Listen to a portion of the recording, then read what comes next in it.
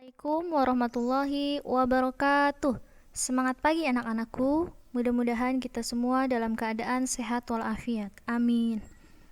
Sebelum kita mulai pelajaran, alangkah baiknya kita berdoa terlebih dahulu. Bismillahirrahmanirrahim. Mudah-mudahan ilmu yang kita pelajari saat ini bisa bermanfaat di kemudian hari. Oke, kali ini kita akan belajar tentang kedudukan Pancasila.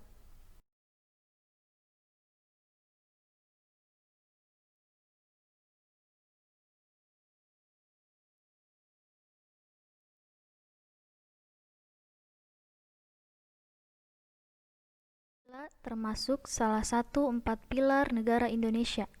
Oleh karena itu, sebagai bangsa Indonesia yang baik, kita perlu tahu apa itu Pancasila. Di sini, Pancasila secara etimologis atau bahasa berasal dari bahasa Sanskerta yaitu panca dan sila. Panca artinya 5 dan sila artinya asas atau dasar. Sedangkan secara terminologis atau istilah, Pancasila adalah dasar negara Indonesia yang berfungsi sebagai sumber hukum dan pedoman hidup dalam kehidupan berbangsa dan bernegara. Di slide yang kedua ini ada pengertian Pancasila menurut para ahli. Yang pertama ada Insinyur Soekarno. Selain sebagai Presiden pertama bangsa Indonesia, beliau adalah salah satu tokoh perumus sila-sila Pancasila. Beliau berpendapat Pancasila adalah isi jiwa bangsa Indonesia secara turun-temurun yang sekian abad lamanya terpendam bisu oleh kebudayaan barat. Yang kedua ada Muhammad Yamin. Pancasila adalah 5 dasar yang berisi pedoman atau aturan tingkah laku yang penting dan baik. Yang ketiga, Notonegoro. Pancasila adalah dasar falsafah dan ideologi negara yang diharapkan menjadi pandangan hidup bangsa Indonesia sebagai dasar pemersatu, lambang persatuan dan kesatuan, serta bagian pertahanan dan keamanan. Di sini ada fungsi dan peranan Pancasila. Adanya Pancasila tentunya mempunyai fungsi dan peranan yang sangat penting bagi negara Indonesia. Yang pertama, sebagai jiwa bangsa Indonesia. Yang kedua, sebagai kepribadian bangsa Indonesia. Yang ketiga, sebagai dasar negara Republik Indonesia. Yang keempat, sebagai sumber dari segala sumber hukum negara. Yang kelima, sebagai perjanjian luhur. Yang keenam, sebagai cita-cita dan tujuan bangsa. Yang ketujuh, sebagai pandangan hidup bangsa. Yang kedelapan, sebagai moral pembangunan. Yang kesembilan, sebagai falsafah hidup yang mempersatukan bangsa. Yang pertama, Pancasila sebagai jiwa bangsa Indonesia. Berarti Pancasila mempunyai peran untuk memberikan gerak atau perubahan, serta membimbing ke arah tujuan guna mewujudkan masyarakat Pancasila. Pancasila sebagai jiwa bangsa yang lahir bersamaan dengan adanya bangsa Indonesia. Jadi maksudnya, kita tahu ya, kalau dulu bangsa Indonesia itu sangat pedih saat masa penjajahan Belanda atau Jepang.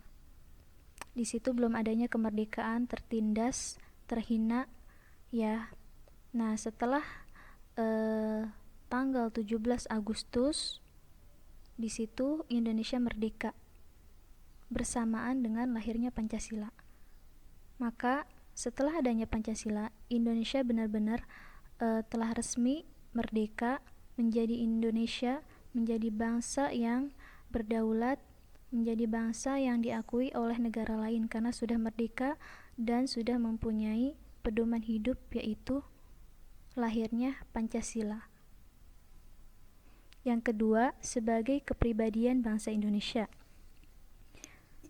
Berarti Pancasila berfungsi dan berperan dalam menunjukkan kepribadian bangsa Indonesia yang dapat dibedakan dengan bangsa lain, yaitu sikap mental, tingkah laku, dan amal perbuatan bangsa Indonesia. Jadi yang namanya kepribadian itu pasti punya kita sendiri ya.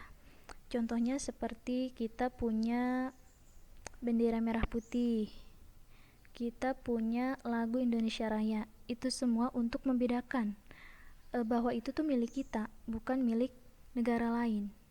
Itu salah satu bentuk kepribadian bangsa Indonesia yang bisa juga menjadi identitas bangsa Indonesia yang tidak dimiliki oleh negara lain. Yang ketiga, sebagai dasar negara Republik Indonesia. Berbicara tentang dasar negara itu sangat penting ya. Dasar itu artinya asas, alas, pondasi. Ketika suatu bangunan itu tidak punya alas, tidak punya asas, tidak punya pondasi, berarti bangunan itu tidak akan kokoh, pasti akan hancur. Begitu pula suatu negara. Jika tidak ada dasar, maka suatu negara itu akan menjadi hancur nantinya. Artinya tidak akan lama. Artinya nanti akan hancur berantakan. Tidak akan bisa berdiri kuat. Selanjutnya yaitu sebagai sumber dari segala sumber hukum negara. Jadi hukum negara itu kan ada beberapa ya. Selain Pancasila itu juga ada ketetapan MPR, ketetapan DPR, itu semuanya mengacu kepada sila Pancasila yang terdapat 5. Berarti kita sebagai masyarakat Indonesia tidak bisa berbuat seenaknya. Kita sebagai masyarakat Indonesia harus mengacu terhadap sila-sila Pancasila yang 5 itu. Tentunya ketika kita membuat hukum pun kita harus mengacu kepada sila Pancasila agar tidak melanggar peraturan yang telah ditetapkan. Yang kelima, sebagai perjanjian luhur. Tentunya saat dulu Indonesia merdeka, di situ pula lah terdapat perjanjian-perjanjian para pahlawan, para pejuang bangsa Indonesia untuk tidak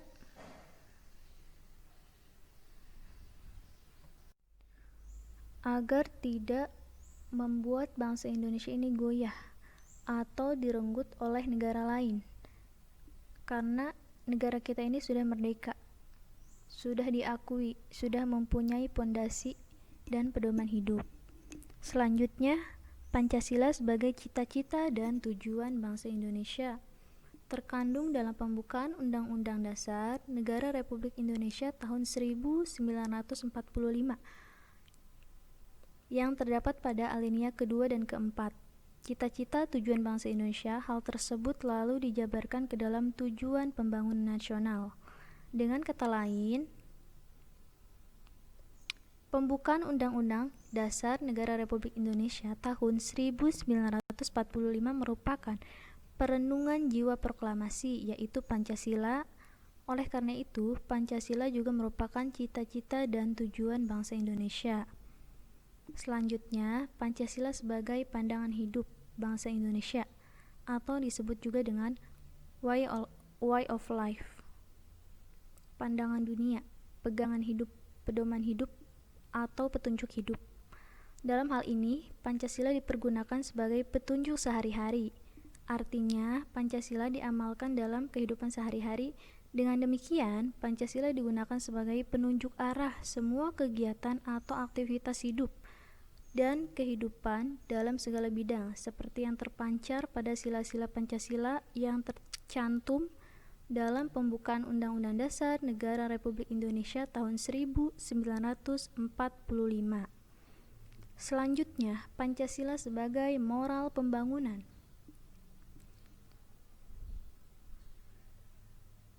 Dijadikan tolak ukur dalam melaksanakan pembangunan nasional, baik dalam perencanaannya, pengorganisasiannya, pelaksanaannya, pengawasan maupun dalam evaluasinya.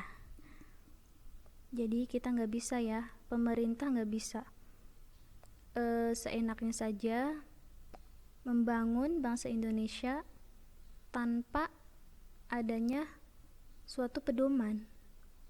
Oleh karena itu, Pancasila dijadikan sebagai pedoman untuk pembangunan di masa yang akan datang. Yang terakhir yaitu Pancasila sebagai falsafah hidup yang mempersatukan bangsa Indonesia. Ini salah satu sarana yang sangat ampuh untuk mempersatukan bangsa Indonesia karena Pancasila merupakan falsafah hidup dan kepribadian bangsa Indonesia yang mengandung nilai-nilai dan norma-norma yang oleh bangsa Indonesia diyakini paling benar, bijaksana, adil, dan tepat bagi bangsa Indonesia untuk mempersatukan rakyat Indonesia. Yang kedua yaitu makna Pancasila sebagai dasar negara dan pandangan hidup. Yang kesatu, Pancasila sebagai dasar negara Republik Indonesia. Dasar negara bagi suatu negara yaitu suatu dasar untuk mengatur kehidupan dan cita-cita bangsa yang merdeka. Dasar negara merupakan pondasi atau landasan yang kuat terhadap suatu gangguan sehingga bangunan yang berada di atasnya dapat berdiri tegak dan kokoh. Jadi seperti yang tadi Ibu sedikit jelaskan ya, kalau yang namanya dasar itu artinya pondasi, alas dalam membangun suatu hal. Ketika tidak mempunyai alas atau dasar atau pondasi, berarti suatu hal itu akan menjadi hancur. Jadi kita harus menjaga pondasi itu ketika dalam membuat apapun. Karenanya negara jika tidak memiliki dasar, maka negara tersebut tidak mempunyai pegangan dan pasti akan hancur.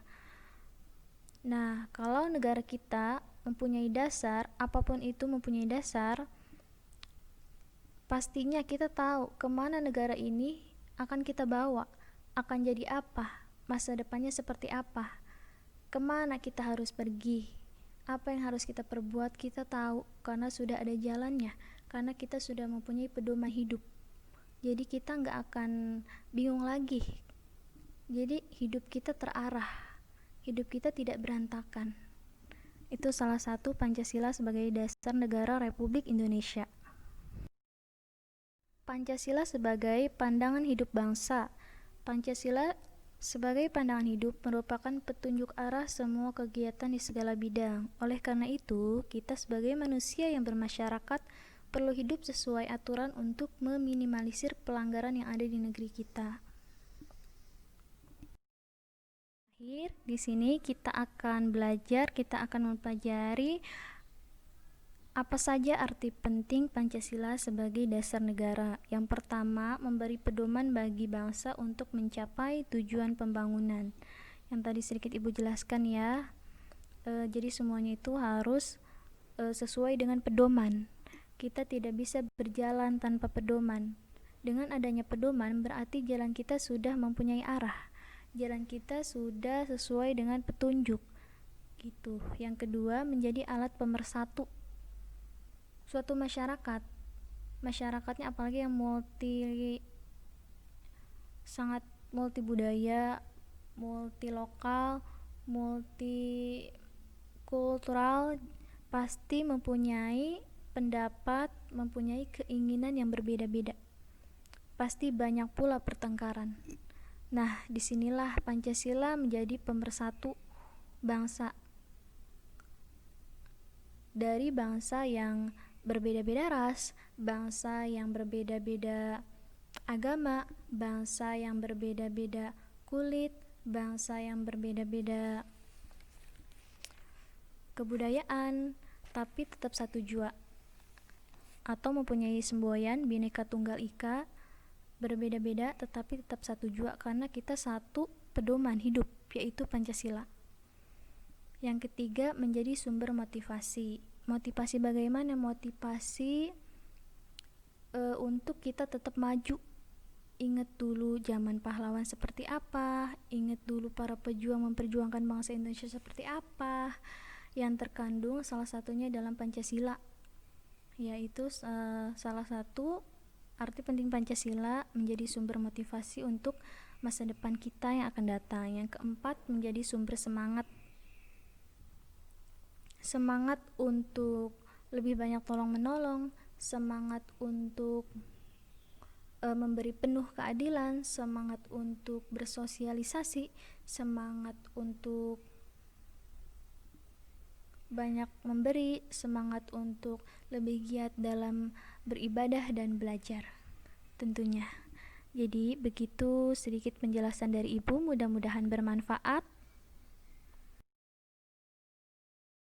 Mudah-mudahan bermanfaat bagi kehidupan kita semua. Sampai ketemu di minggu selanjutnya. Terima kasih dan mohon maaf sekali lagi.